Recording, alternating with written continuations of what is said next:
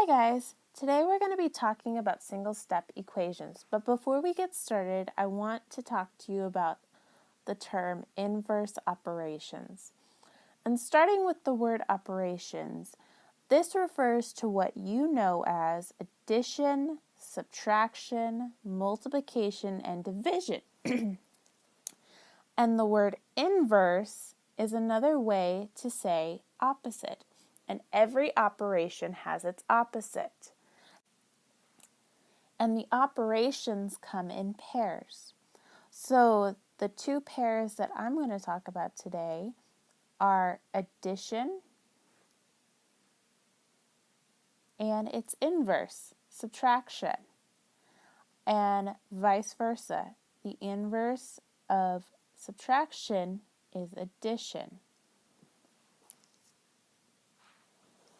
So, in looking at our example problem, a plus 3 equals 10, my first step is to identify my variable, which in this case is the letter A. And then I need to see which number is on the same side as the variable so I know what to deal with first. And looking at it right off the bat, I can tell it's my plus 3. And given what we just learned about inverse operations, the inverse of addition is subtraction. So I know I need to subtract 3 from both sides because what I do to one side of my equation, I need to do to the other to keep it balanced. So my two 3's right here are going to actually cancel out because that equals 0. So all I'm left with is an A equals whatever 10 minus 3 is, which I can tell you is 7. So now I know that the A in this equation equals or represents the number 7.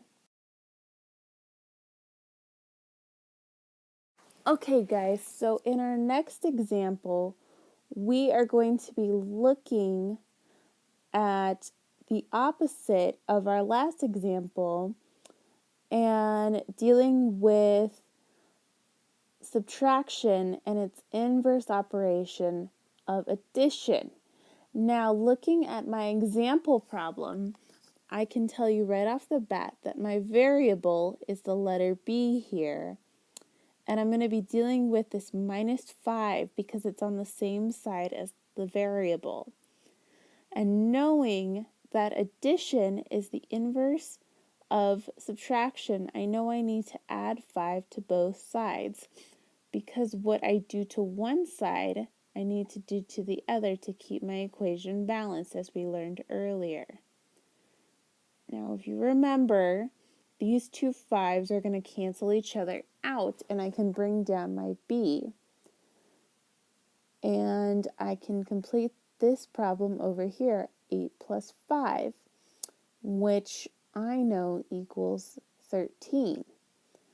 So, I now know that the variable B represents or equals the number 13.